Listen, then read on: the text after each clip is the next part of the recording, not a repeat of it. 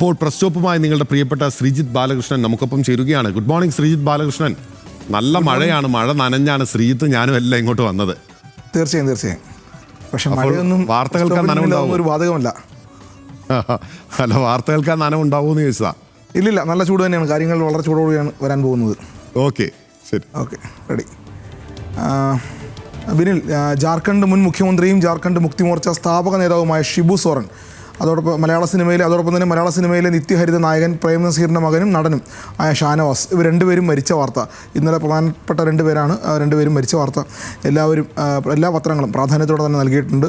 അതിലേക്ക് ഞാൻ വിശദമായി പോകുന്നില്ല. നമുക്ക് ഷിബു സോറിനെയും ഷാനവാസിനെയും അറിയാം. അത് പത്രങ്ങളും ആ അർത്ഥത്തിൽ തന്നെ വലിയ പ്രാധാന്യത്തോടുകൂടി തന്നെ ഒന്നാം പേജിലും ഒക്കെ വിശദമായി നൽകിയിട്ടുണ്ട്. ഷിബു സോറിനെ കുറിച്ച് അദ്ദേഹം ജാർഖണ്ഡ് മുക്തി മോർച്ചയും ജാർഖണ്ഡ് സംസ്ഥാനം രൂപീകരിക്കുന്നതിലും ഒപ്പം തന്നെ ആദിവാസി മേഖലയിൽ ദളിത് മേഖലയിലേക്ക് അദ്ദേഹത്തിൻ്റെ ഇടപെടൽ, അതിനെക്കുറിച്ചൊക്കെ വളരെ വിശദമായി മാധ്യമങ്ങളിലുണ്ട്, പത്രങ്ങൾ വളരെ നന്നായി നൽകിയിട്ടുണ്ട്. ഒപ്പം തന്നെ ഷാനവാസിനെ കുറിച്ചും അദ്ദേഹം അഭിനയിച്ച സിനിമകൾ, അദ്ദേഹം പിന്നീട് ബിസിനസ്സിലേക്കും പിന്നെ തിരിച്ച് സീരിയലിലേക്കും സിനിമയിലേക്കും വന്ന കാര്യങ്ങളും കഥകളും ഒക്കെ എല്ലാ പത്രങ്ങളും ഉണ്ട്. നമ്മൾ വേഗം മറ്റ് വലിയ വാർത്തകളിലേക്ക് പോവുകയാണ്.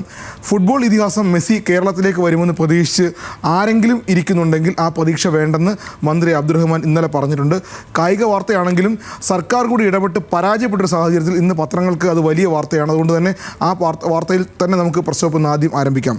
അത് മെസ്സി എന്നെ ചതിച്ചാശാനെ എന്നാണ് മനോരമ ഒന്നാം പേജിൽ വാർത്ത നൽകിയിട്ടുള്ളത്. മെസ്സി എന്നെ ചതിച്ചാശാനെ എന്ന് പറഞ്ഞാൽ മന്ത്രിയെ മെസ്സി ചതിച്ചു എന്നാണ് മനോരമ പറയുന്നത്. മലക്കം പറഞ്ഞ് മന്ത്രി വി അബ്ദുറഹ്മാൻ മെസ്സി എന്നെ ചതിച്ചാശാനെ, അത് കുഞ്ചുകുറുപ്പും അതിൽ വരുന്നുണ്ട്. മനോരമയുടെ സെൽഫ് ഗോളും ഒരു ഗോളാണ്. മെസ്സി വരും എന്ന് പറഞ്ഞ് കഴിഞ്ഞ ദിവസങ്ങളിൽ, അതായത് 2024 മുതൽ, ഒരു വർഷത്തോളമായി 2024 മുതൽ മന്ത്രി അബ്ദുറഹ്മാൻ മാധ്യമങ്ങൾക്ക് മുമ്പിലും സോഷ്യൽ മീഡിയയിലുമൊക്കെ മെസ്സി വരും കേട്ടോ എന്നെല്ലാം പറഞ്ഞ് ധാരാളം പോസ്റ്റുകളിട്ട് നമ്മളൊക്കെ വളരെ പ്രതീക്ഷയിലായിരുന്നു, വലിയ സന്തോഷത്തിലായിരുന്നു. മെസ്സി കേരളത്തിലേക്ക് വരുന്നുണ്ട്, കേരളം വലിയൊരു ഫുട്ബോൾ ഹബ്ബായി മാറാൻ പോകുന്നു, വലിയ അന്താരാഷ്ട്ര സ്റ്റേഡിയം കേരളത്തിൽ വരുന്നു. മെസ്സി മാത്രമല്ല, അർജൻറ്റീന വരുമ്പോൾ എതിരാളികളായി മറ്റൊരു ലോകരാജ്യം കൂടി വരുന്നു. അങ്ങനെ ഫുട്ബോളിനെ സംബന്ധിച്ച്, ഫുട്ബോൾ ആരാധകരെ സംബന്ധിച്ച്, എല്ലാവരെ സംബന്ധിച്ചും, കായിക പ്രേമികളെ സംബന്ധിച്ച് മാത്രമല്ല, അതിൽ ബിസിനസ്സും വ്യാപാരവും വാണിജ്യവും ടൂറിസവും ഒക്കെ അടങ്ങുന്നു. അങ്ങനെ മെസ്സി വരുന്നുണ്ടെങ്കിൽ അതിൻ്റെ പിന്നാലെ ഒരുപാട് കാര്യങ്ങൾ വരാൻ പോകുന്നു. അത് സംസ്ഥാനത്തിൻ്റെ വികസന കുതിപ്പിനൊക്കെ വലിയ സ്വാധീനവും പ്രാധാന്യവും ഉണ്ടാകുമെന്നൊക്കെ പ്രതീക്ഷയോടെ നമ്മൾ കാത്തിരുന്നു. പക്ഷേ മെസ്സി ചതിച്ചു എന്നാണ് മന്ത്രി അബ്ദുറഹ്മാൻ പറയുന്നത്. അടുത്ത വർഷം വരാമെന്ന അർജൻറ്റീനയുടെ നിലപാട് സ്വീകാര്യമല്ലെന്ന് മന്ത്രി, നഷ്ടപരിഹാരം തരേണ്ടി വരുമെന്ന് മന്ത്രി പറയുന്നുണ്ട്. മന്ത്രിയുടെ വാക്കുകൾ വലിയ പ്രാധാന്യത്തോടെയാണ് മനോരമ നൽകുന്നത്. എന്തായാലും ലയണൽ മെസ്സിയുടെ നേതൃത്വത്തിലുള്ള അർജൻറ്റീന ഫുട്ബോൾ ടീം ഈ വർഷം കേരളം സന്ദർശിക്കില്ലെന്ന് കായിക മന്ത്രി വി അബ്ദുറഹ്മാൻ പറയുന്നു. മെസ്സിയും സംഘവും എത്തുമെന്ന് മുൻപ് പലവട്ടം പറഞ്ഞിട്ടുള്ള മന്ത്രി ഇന്നലെ മലക്കം അറിയുകയായിരുന്നു. ഈ വർഷം ഒക്ടോബറിൽ എത്താമെന്ന് അറിയിച്ചിരുന്ന അർജൻറ്റീന അടുത്ത വർഷം വരാമെന്നാണ് ഇപ്പോൾ പറയുന്നതെന്ന് മന്ത്രി പറയുന്നു. അടുത്ത വർഷവും നടക്കാൻ പോകുന്നില്ല എന്നാണ് മാധ്യമങ്ങളുടെ വാർത്തകൾ കാണുമ്പോൾ മനസ്സിലാകുന്നത്. കാരണം അടുത്ത വർഷം ആകുമ്പോഴേക്കും സ്വാഭാവികമായും അർജന്റീനൻ ടീം ലോകകപ്പിൻ്റെ ഒരുക്കങ്ങളിലേക്കൊക്കെ മാറാൻ പോകും. അങ്ങനെ അതുകൊണ്ട് മെസ്സി മന്ത്രിയെ ചതിച്ചു, നമ്മളുടെ പ്രതീക്ഷകൾ പോയി എന്നുള്ളതാണ്. മെസ്സി ശരിക്കും വരില്ല എന്നാണ് മാതൃഭൂമി പറയുന്നത്. ഈ വർഷം കേരളത്തിൽ കളിക്കില്ലെന്ന് കായിക മന്ത്രി. ലയണൽ മെസ്സി ഈ വർഷം കേരളത്തിലേക്ക് വരില്ലെന്നും ഇതുമൂലം സ്പോൺസർമാർക്ക് സാമ്പത്തിക നഷ്ടം ഉണ്ടായാൽ പൂർണ്ണ ഉത്തരവാദിത്വം അർജന്റീൻ മാനേജ്മെൻറ്റിനായിരിക്കുമെന്നാണ് മന്ത്രി പറയുന്നത്. മന്ത്രിയുടെ വാക്കുകൾ കേട്ടാൽ അർജന്റീനൻ ടീം ശരിക്കും കുടുങ്ങും, പ്രതിരോധത്തിലാകും എന്നാണ്. എന്തായാലും അർജന്റീന ടീം കുടുങ്ങിയത് കേരളത്തിലെ ഫുട്ബോൾ ആരാധകരും പ്രേക്ഷകരുമാണ് എന്നുള്ളതാണ് ഏറ്റവും വലിയ വസ്തുത. ഒടുവിൽ കുറ്റം മുഴുവൻ അർജന്റീനയ്ക്ക്, മന്ത്രിയുടെ ആരോപണം സെൽഫ് ഗോളായി എന്ന് പറഞ്ഞുകൊണ്ട് മാതൃഭൂമി 11-ാം പേജിൽ വളരെ വിശദമായി അതിൻ്റെ വിശദാംശങ്ങൾ പറയുന്നുണ്ട്. മനോരമ കുറച്ചും കൂടി ഒരു പടി കൂടി കടന്നാണ് മെസ്സി വരില്ല കേട്ടോ എന്നാണ്. ഒക്ടോബർ 25-ന് മെസ്സി കേരളത്തിലെത്തുമെന്നും നവംബർ 2 വരെ ഇവിടെ ഉണ്ടാകുമെന്നും ഒക്കെ പാഴായ പ്രഖ്യാപനങ്ങൾ എന്ന് പറഞ്ഞുകൊണ്ട് മനോരമയും ഉൾപേജിൽ ഏതാണ്ട് 14-ാം പേജിൽ വളരെ വിശദമായി മെസ്സി വരില്ല കേട്ടോ അതിൻ്റെ വിശദാംശങ്ങളും പറയുന്നുണ്ട്. എന്തായാലും നമ്മളെ നന്നായിട്ട് മന്ത്രി ഒന്ന് കുഴപ്പത്തിലാക്കിയിട്ടുണ്ട്. മന്ത്രിയുടെ വാക്ക് പ്രതീക്ഷിച്ചിരുന്ന എല്ലാവർക്കും വിഷമിക്കേണ്ട സാഹചര്യം ഉണ്ടാകുന്നു. അതാണ് മെസ്സിയുമായി ബന്ധപ്പെട്ട കാര്യങ്ങൾ. ഇനി അക്കാര്യത്തിൽ സർക്കാരിന് എന്ത് ചെയ്യാൻ പറ്റുമെന്നോ എന്താണ് ഇതിനെക്കുറിച്ച് ചെയ്യേണ്ടതെന്നോ യാതൊരു ധാരണയും ഇല്ലാന്നും നമുക്ക് മനസ്സിലായി. ഒരുപാട് സ്പോൺസർമാരുണ്ടാകും, ഒരു ലോഡ് സ്പോൺസർമാർ വരുമെന്നൊക്കെയാണ് 2024 മന്ത്രി പറഞ്ഞത്. പക്ഷേ സ്പോൺസർമാരാണോ, മന്ത്രിയാണോ, കായിക വകുപ്പാണോ, അല്ലെങ്കിൽ അർജന്റീന ടീം തന്നെ നേരിട്ടാണോ പറ്റിച്ചതെന്ന് ആർക്കറിയാം എന്നുള്ളതാണ്. പക്ഷേ പത്രങ്ങൾ വായിക്കുമ്പോൾ മനസ്സിലാകുന്നത് മെസ്സി ചതിച്ചാശാനെ എന്നുള്ളതാണ്. അങ്ങനെയാണ് കാര്യങ്ങൾ. ഇനി മറ്റു ചില വാർത്തകളിലേക്ക് വേഗം പോയി വരാമെന്ന് വിചാരിക്കുന്നു. നമുക്കറിയാം, കഴിഞ്ഞ ദിവസങ്ങളിൽ ചേർത്തലയിൽ അത് സീരിയൽ കില്ലിംഗ് രൂപത്തിലേക്ക് കാര്യങ്ങൾ പോകുന്നു. 4 സ്ത്രീകളെയാണ് ഇപ്പോൾ കാണാതായിട്ടുള്ളതെന്നാണ് നമ്മൾ മനസ്സിലാക്കുന്നത്. ആ 4 സ്ത്രീകളുടെയും അവശിഷ്ടങ്ങൾക്ക് വേണ്ടിയുള്ള തെരച്ചിലാണ് ചേർത്തലയിൽ നടക്കുന്നത്. അത് തിരോധാന കേസിൽ നിന്ന് തുടങ്ങി ഇപ്പോൾ ചേർത്തലയിലെ പള്ളിപ്പുറം സെബാസ്റ്റ്യൻ്റെ വീട്ടിൽ നിന്ന് സെബാസ്റ്റ്യനാണ് പ്രതിയാകുന്നത് എന്നാണ് കാര്യങ്ങളിലേക്ക് പോകുന്നത്. അത് പത്രങ്ങൾ വളരെ വിശദമായി നൽകിയിട്ടുണ്ട്. 4 സ്ത്രീകളുടെ തിരോധാനം, സെബാസ്റ്റ്യൻ്റെ വീട്ടിൽ നിന്നും കൂടുതൽ അസ്ഥികൾ കണ്ടെടുത്തു എന്നാണ് പറയുന്നത്. ദുരൂഹ സാഹചര്യത്തിൽ കാണാതായ 4 സ്ത്രീകളെ കാണാതായ സംഭവത്തിൽ പ്രതിയെന്ന് സംശയിക്കുന്ന ചേർത്തല പള്ളിപ്പുറം സ്വദേശി സെബാസ്റ്റ്യൻ്റെ അദ്ദേഹത്തിന് 68 വയസ്സുണ്ട്. അത് 4 കൂടുതൽ അസ്ഥികൾ കണ്ടെടുത്തു എന്നുള്ളതാണ് വാർത്ത. എന്തായാലും അതിൽ ചേർത്തല കടക്കരപ്പള്ളി സ്വദേശിനി ബിന്ദു, വാരനാട് സ്വദേശി ഐഷ, കോട്ടയം സ്വദേശി ജൈനമ്മ, ചേർത്തല സ്വദേശിനി സിന്ധു, ഇങ്ങനെ 4 പേരെയാണ് കാണാതായിട്ടുള്ളത്. കൂടുതൽ അസ്ഥികൾ കണ്ടെടുക്കുമ്പോൾ സ്വാഭാവികമായും വലിയ രൂപത്തിലുള്ള ഒരു സീരിയൽ കില്ലിംഗ് രൂപത്തിലേക്കാണ് കാര്യങ്ങൾ പോകുന്നത് എന്നാണ് മനസ്സിലാക്കുന്നത്. അത് കേരള കൗമുദി 1-ാം പേജിൽ വലിയ വാർത്തയാക്കിയിട്ടുണ്ട്. ഞാൻ എടുത്ത പത്രം മാധ്യമമാണ്. മാധ്യമവും 1-ാം പേജിൽ അത് പ്രധാനപ്പെട്ട വാർത്തയാക്കിയിട്ടുണ്ട്. കേരള കൗമുദിയാണ് 1-ാം പേജിൽ വലിയ വാർത്തയാക്കിയിട്ടുള്ളത്. മറനീക്കി അരുങ്കൊല മറനീക്കി എന്നുള്ളതാണ്. കൂടുതൽ അസ്ഥികൾ ചേർത്തലയിൽ നിന്ന് കിട്ടിയത് 10-ലധികം അസ്ഥികൾ എന്നുകൂടി പറയുന്നുണ്ട്. അങ്ങനെ സ്വാഭാവികമായും അതൊരു വലിയ ഒരു സീരിയൽ കില്ലിങ്ങിൻ്റെ രൂപത്തിലേക്കാണോ കാര്യങ്ങൾ പോകുന്നത് എന്നുള്ളതാണ് നമ്മളും ആശങ്കപ്പെടുന്നത്. പത്രങ്ങളും ആ രൂപത്തിന് വലിയ പ്രാധാന്യത്തോടെ നൽകിയിട്ടുണ്ട്. മനോരമ ഉൾപേജിൽ നൽകിയിട്ടുള്ള വാർത്ത, സെബാസ്റ്റ്യൻ്റെ വീട്ടുവളപ്പിൽ കൂടുതൽ മൃതദേഹാവശിഷ്ടങ്ങളാണ്, അസ്ഥികളെല്ലാം കൂടുതൽ മൃതദേഹാവശിഷ്ടങ്ങളെന്നാണ് മനോരമ നൽകുന്നത്. അവിടെ അസ്ഥികളാണെങ്കിൽ ഇവിടെ കൂടുതൽ മൃതദേഹാവശിഷ്ടങ്ങളാണ് മനോരമ പറയുന്നത്. ലേഡീസ് ബാഗും കൊന്തയും ഉൾപ്പെടെ കണ്ടെടുത്തു. വീടിനുള്ളിലും പുറത്തെ കുളിമുറിയിലുമൊക്കെ രക്തക്കറയും ഒക്കെ കാണുന്നു. വലിയ രൂപത്തിലേക്ക് ഒരു സീരിയൽ കില്ലിങ്ങിൻ്റെ രൂപത്തിലേക്ക് ആദ്യ ദിവസങ്ങളിൽ ആ വാർത്തയുടെ പ്രാധാന്യം 1-2 ഒരു മാൻ മിസ്സിംഗ് കേസ് പോലെ ആയിരുന്നു. പക്ഷേ ഇപ്പോൾ അത് വലിയൊരു സീരിയൽ കില്ലിങ്ങിൻ്റെ രൂപത്തിലേക്കാണോ പോകുന്നത് എന്നാണ് പത്രങ്ങളും സംശയിക്കുന്നത്. ആ വാർത്തയുടെ പ്രാധാന്യവും അങ്ങനെ തന്നെയാണ്. ഇനി മറ്റൊരു വാർത്ത, ഈ പ്രധാനപ്പെട്ട പത്രങ്ങളൊന്നും നൽകാത്തൊരു വാർത്തയിലേക്കാണ് ഞാൻ വേഗം പോകുന്നത്. വാർത്ത ഇങ്ങനെയാണ്: കേരള ബാങ്ക് 1.62 കോടിയുടെ നിക്ഷേപത്തുക തട്ടിച്ചു. കേരള ബാങ്ക് അല്ല, കോൺഗ്രസ് ബാങ്ക് 1.62 കോടിയുടെ നിക്ഷേപത്തുക തട്ടിച്ചു. ദേശാമാനിയിൽ 1-ാം പേജ് വാർത്തയാണ്. മനോരമ ലേഖകൻ ജീവനൊടുക്കി എന്നുള്ളതാണ് വാർത്ത. ഞാൻ ഈ വാർത്ത എടുക്കാനുള്ള കാരണം, ഈ വാർത്ത മനോരമയിൽ 1-ാം പേജിലോ പ്രാധാന്യത്തോടെയോ കണ്ടില്ല. കോൺഗ്രസിൻ്റെ ഒരു ബാങ്കാണ്, തിരുവനന്തപുരത്ത് നെടുമങ്ങാടാണ്.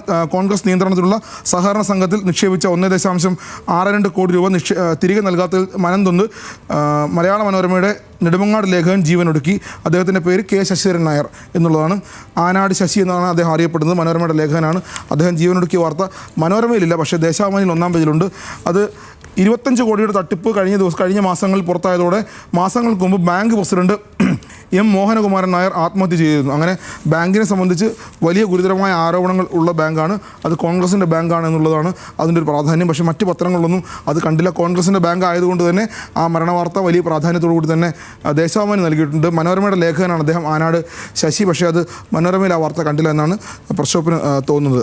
മറ്റൊന്ന്, കഴിഞ്ഞ കുറേ ദിവസങ്ങളായി ഇന്ത്യൻ ക്രിക്കറ്റ് ടീം ഇംഗ്ലണ്ടിൽ പര്യടനത്തിലായിരുന്നു. 5 മത്സരങ്ങളടങ്ങുന്ന ടെസ്റ്റ് പരമ്പരയായിരുന്നു. ടെസ്റ്റ് പരമ്പര ഇന്നലെ സമനിലയായി. പക്ഷേ ആ മത്സരത്തിൻ്റെ ഒരു ആവേശം വളരെ വലുതായിരുന്നു. ഇന്നലെ ഓവലിൽ നടന്ന ടെസ്റ്റിൽ ഇന്ത്യ ജയിച്ചു. അതിനാടകീയമെന്നൊക്കെയാണ് പത്രങ്ങൾ വിശേഷിപ്പിക്കുന്നത്. നമ്മൾ ഈ സാധാരണ സ്പോർട്സ് വാർത്തകൾ എടുത്തു പോകുന്നു, തലക്കെട്ടുകൾ വായിച്ചു പോകാനാണ്. തലക്കെട്ടുകൾ തന്നെ വായിക്കാം. ഓ വെൽ ഡൺ ഇന്ത്യ. ഓവൽ എന്നുള്ളതിനെ ഓ വെൽ ഡൺ ഇന്ത്യ എന്നാണ് മനോരമയും മാതൃഭൂമിയും ഒരേപോലെ തന്നെയാണ് അതിൻ്റെ തലക്കെട്ട് നൽകിയിട്ടുള്ളത്. ഓ വെൽ ഡൺ എന്നുള്ളതാണ്. അത് മാതൃഭൂമി ഓ വെൽ ഡൺ എന്ന് മാത്രമാണ്, മാതൃഭൂമി ഓ വെൽഡൻ എന്ന് മാത്രവും മനോരമ ഓ വെൽഡൻ ഇന്ത്യയുമാകുന്നു. അത് ഓവൽ ടെസ്റ്റിൻ്റെ ജയമാണ് ആ പ്രാധാന്യം കാണിക്കുന്നത്. ഓവൽ ടെസ്റ്റിൽ ഇന്ത്യക്ക് ആവേശ ജയം, 6 റൺസിൻ്റെ ജയമാണ്. ഇന്നലെ മത്സരം കണ്ടവർക്കൊക്കെ അറിയാം, വലിയ ആവേശമായിരുന്നു. പക്ഷേ അതിൻ്റെ കൗതുകം എന്നുള്ളത് മുഹമ്മദ് സിറാജ് എന്ന് പറയുന്ന ഒരു ബൗളർ, അദ്ദേഹം ഹൃദയം കൊണ്ട് പന്തെറിഞ്ഞു എന്നാണ് ഞാൻ മനസ്സിലാക്കുന്നതും. അതുകൊണ്ട് തന്നെ മാതൃഭൂമി അതിൻ്റെ തലക്കെട്ട് ഇങ്ങനെയാണ്: സിറാജകീയം ഇന്ത്യ. 1-ാം പേജിലെ ഹെഡിങ് സിറാജകീയം ഇന്ത്യ എന്നാണ്. സിറാജകീയം എന്ന് പറഞ്ഞാൽ രാജകീയം എന്നുള്ളതിനെ അത് സിറാജകീയമാക്കി ഇന്ത്യ എന്നുള്ളത് വലിയ രൂപത്തിൽ നൽകുന്നു. അതൊരു നല്ല ഹെഡിങ്ങായി കാണുന്നു. ഓവലിൽ ത്രില്ലടിപ്പിച്ച് ഇന്ത്യൻ ജയം എന്നുള്ളത് കൂടിയാണ്.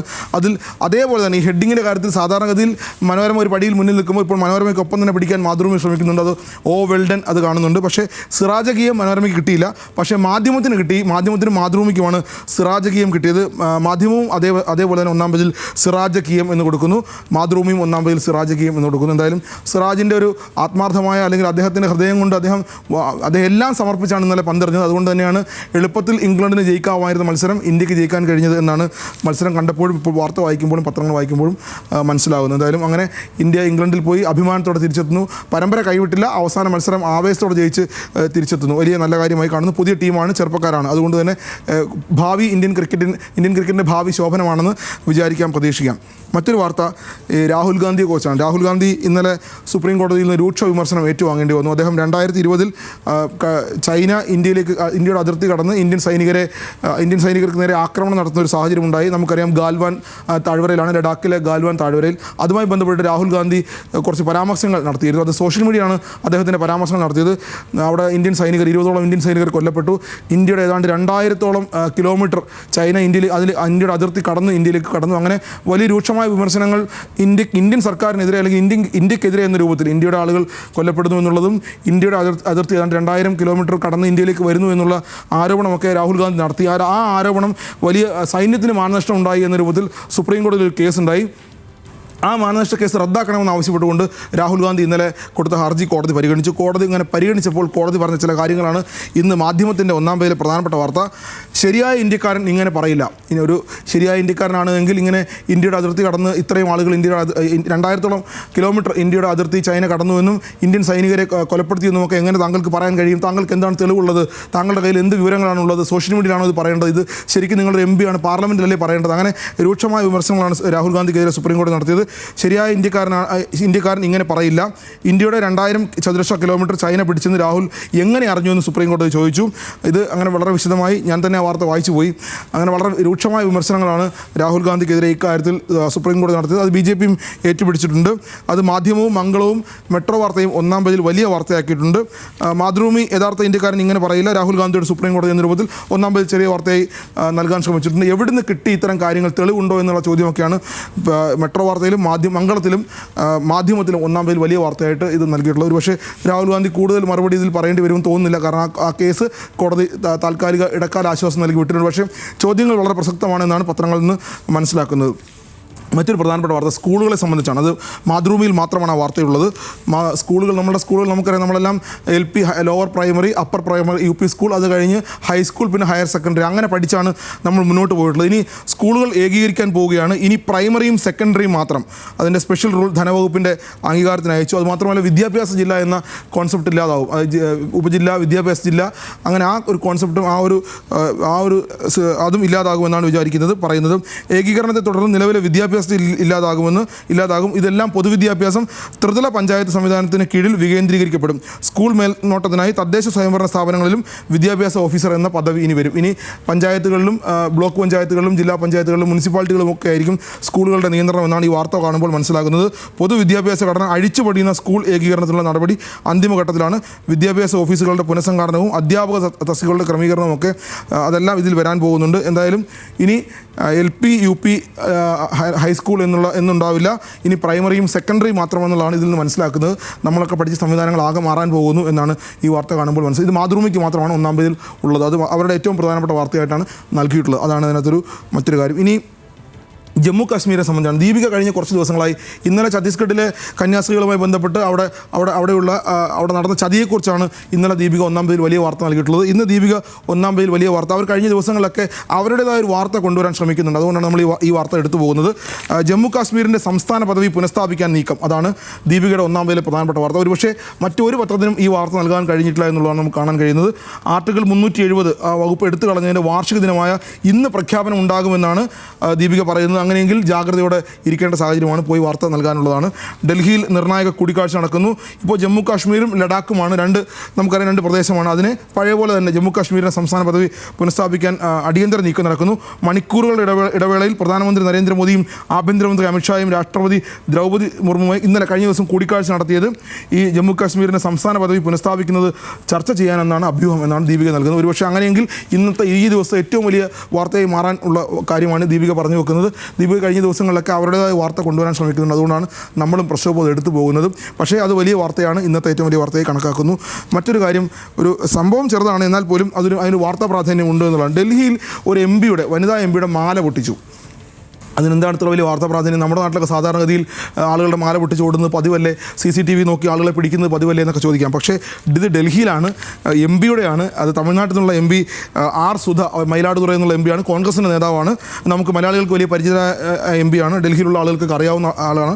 അവർ ഇന്നലെ രാവിലെ നടക്കാൻ ഇറങ്ങിയപ്പോൾ, പ്രഭാത സവാരിക്ക് ഇറങ്ങിയപ്പോൾ മാല പൊട്ടിച്ചോടി. ഡൽഹിയുടെ പ്രാധാന്യം നമുക്കറിയാം. ഡൽഹിയിൽ ഇത്രയും സുരക്ഷയുള്ള സ്ഥലം ഇന്ത്യയിൽ വേറെയില്ല. അവിടെയാണ് ഈ മാല പൊട്ടിച്ചോടി. അതുകൊണ്ടാണ് ഈ വാർത്തയ്ക്ക് പ്രാധാന്യമുണ്ട് എന്നും നമ്മൾക്ക് മനസ്സിലാകുന്നത്.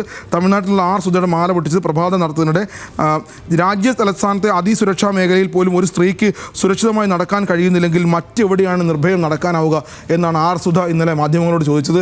ആ ചോദ്യത്തിന് പ്രാധാന്യമാണ് ഈ വാർത്തയുടെയും പ്രാധാന്യം. ഇത്രയും സുരക്ഷ ഉണ്ട് എന്ന് പറയുന്ന സ്ഥലത്ത് ഇങ്ങനെയാണെങ്കിൽ, ഡൽഹിയിൽ ഇങ്ങനെയാണെങ്കിൽ മറ്റു സ്ഥലത്തെ അവസ്ഥ എന്തായിരിക്കുമെന്ന് ആർ സുധ ചോദിക്കുമ്പോൾ ആ ചോദ്യം സ്വാഭാവികമാണ്. ആ വാർത്തയുടെ പ്രാധാന്യവും വലുതാകുന്നത് അങ്ങനെയാണ്. മാല ഇതുവരെയും കിട്ടിയിട്ടില്ല, CCTV നോക്കി നടക്കുന്നു എന്നാണ് നമ്മൾ മനസ്സിലാക്കുന്നത്. ഇനി അടൂർ ഗോപാലകൃഷ്ണനെ കുറിച്ച് പറയാതെ പോകാൻ നിർവാഹമില്ല, അതുകൂടി പറയുന്നു. പ്രശ്നോപാതയോടുകൂടി അവസാനിപ്പിക്കാം. അടൂർ ഗോപാലകൃഷ്ണൻ ശരിക്കും പറഞ്ഞു കുടുങ്ങിയ ഒരാളാണ്. നമുക്കറിയാം, നമ്മൾ ഇന്നലെയും പറഞ്ഞാണ്, നമ്മളേറെ ആരാധനയോടെ കണ്ടിരുന്ന ഒരു കാലത്ത് അദ്ദേഹത്തിൻ്റെ സിനിമകൾ, സിനിമ പഠിക്കുന്നവർ, സിനിമ കാണുന്നവർ പഠിച്ചിരുന്നത് അദ്ദേഹത്തിൻ്റെ സിനിമകളാണ്. പക്ഷേ ഇപ്പോൾ അദ്ദേഹത്തെ പഠിക്കാൻ പറ്റില്ല എന്നാണ് മനസ്സിലാക്കുന്നത്. അടൂർ പറഞ്ഞതിൽ തെറ്റെന്ത് എന്നാണ് ഇന്നലെ അടൂർ ചോദിച്ചത്. അദ്ദേഹം പറഞ്ഞ കാര്യങ്ങൾ നമുക്കറിയാം, അത് ആവർത്തിക്കുന്നത് ശരിയല്ല, നമുക്കത് പറയാൻ അർഹതയില്ല, അങ്ങനെ ആ വാക്കുകൾ ഉപയോഗിക്കാൻ പോലും. പറഞ്ഞതിൽ തെറ്റെന്ത് എന്നാണ് അദ്ദേഹം ഇന്നലെ തന്നെ ചോദിക്കുന്നത്. മുൻ പരിചയമോ സിനിമാ പശ്ചാത്തലമോ ഇല്ലാതെ ആദ്യമായി സിനിമ എടുക്കാൻ വരുന്നവർക്ക് സഹായധനം കൊടുക്കുന്ന സർക്കാർ അവർക്ക് കൃത്യമായ പരിശീലനം കൊടുക്കണമെന്ന് പറഞ്ഞത്. പക്ഷേ അദ്ദേഹം പറഞ്ഞ കാര്യങ്ങളൊക്കെ വേറെയാണ്. അതിൽ എന്തായാലും പരാതിയുണ്ട്. ആ പരാതിയിൽ ഉറപ്പായും കേസെടുക്കും. ആ പരാതിയെക്കുറിച്ച് ഞാൻ വേഗം ഒന്ന് വായിച്ചു പോകാം. പട്ടികജാതി പട്ടികവർഗ കമ്മീഷനിലും പോലീസിലും ലഭിച്ച പരാതികൾ അടൂർ ഗോപാലകൃഷ്ണനെതിരെയുള്ളത് ഗുരുതരമായ ആരോപണങ്ങൾ.